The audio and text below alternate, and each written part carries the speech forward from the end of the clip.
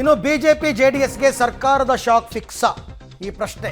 ಹಿಂದಿನ ಸರ್ಕಾರಗಳ ಸುಮಾರು ಹಗರಣಗಳು ಬೆಳಕಿಗೆ ಬಂದಿದೆ, ಒಂದೊಂದಾಗಿಯೇ ನಾವು ತನಿಖೆ ಮಾಡ್ತೀವಿ ಅಂತ ಹೇಳಿದ್ದಾರೆ. ಅವರು ಸೆಷನಲ್ಲೇ ಲಿಸ್ಟ್ ಮಾಡಿದ್ರಲ್ಲ 21 ಪಟ್ಟಿ. ಒಂದು ಹಂತ ತಲುಪಿದ ನಂತರ ಚಾರ್ಜ್ ಶೀಟನ್ನು ಹಾಕ್ತೀವಿ. ಬೆಂಗಳೂರಿನಲ್ಲಿ ಗೃಹ ಸಚಿವ ಪರಮೇಶ್ವರ್ ಅವರು ಹೇಳಿಕೆಯನ್ನು ಕೊಟ್ಟಿದ್ದಾರೆ. ಒಂದು ಹಂತ ತಲುಪಿದ ನಂತರ ಅಂದರೆ ತನಿಖೆ ಒಂದು ಹಂತಕ್ಕೆ ಬಂದ ಮೇಲೆ ಚಾರ್ಜ್ ಶೀಟ್ ಹಾಕ್ತೀವಿ. ಇಲ್ಲಿ ಇರ್ತಕ್ಕಂಥ ಇಂಡಸ್ಟ್ರಿಗಳಿಗೆ ಅವರಿಗೆ ಬಂದಂಥ ಸಂದರ್ಭದಲ್ಲಿ ಅದು ಅಪ್ಲೈ ಆಗಬೇಕಲ್ವಾ. ಹಾಗಾಗಿ ನಾವು ಇರೋರನ್ನೂ ಉಳಿಸ್ಕೋಬೇಕು, ಹೊಸಬರನ್ನು ತರಬೇಕು.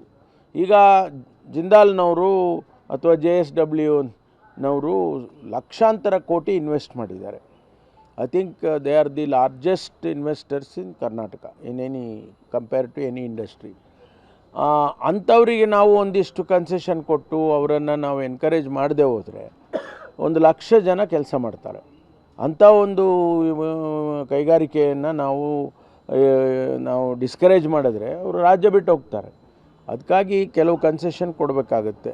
ಉದಾಹರಣೆಗೆ ಆಂಧ್ರ ಪ್ರದೇಶದಲ್ಲಿ, ತಮಿಳ್ನಾಡು, ಇದು ಏನದು ತೆಲಂಗಾಣದಲ್ಲಿ ಫ್ರೀಯಾಗಿ ಲ್ಯಾಂಡನ್ನು ಫ್ರೀಯಾಗೆ ಕೊಟ್ಟಿದ್ದಾರೆ ಇಂಡಸ್ಟ್ರಿಗಳಿಗೆ. ಅಂಥ ಉದಾಹರಣೆಗಳು ಇದ್ದಾವೆ.